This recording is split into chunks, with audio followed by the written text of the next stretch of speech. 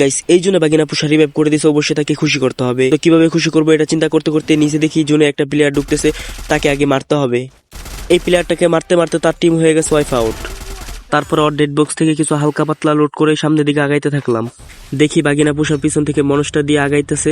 তারপরে আমার কাছে কিছু টোকেন ছিল, বাগিনারে দিয়ে বললাম আগে প্লেয়ারে রিভাইভ দে। তো আমরা বেশি প্রো প্লেয়ার হওয়ায় বাগিনা বলতেছে লিমিট শেষ হয়ে গেছে। বাগিনার সামনে যাওয়ার পরেই বলতেছে এদিকে আসো, এদিকে প্লেয়ার আছে। তো আমি দূরে থেকে একটু ড্যামেজ দেওয়ার চেষ্টা করতেছি, তারপরে বাগিনা ডাউন হয়ে গেছে। তারপর আমি অনেকে ড্যামেজ দিলাম, ড্যামেজ দিয়ে সরাসরি রাশ করে দিলাম। রাশ করার পরে বাগিনা বলতেছে ওয়াল ফাটায় তারপরে মারো।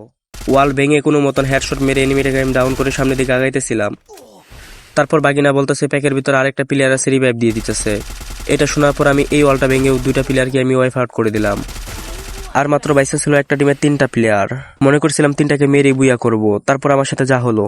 এটার জন্য আমি এতটা কষ্ট পাই না, যতটা কষ্ট পাই তোমরা ভিডিও দেখার পর ফলো এবং সাবস্ক্রাইব না করেই চলে যাও।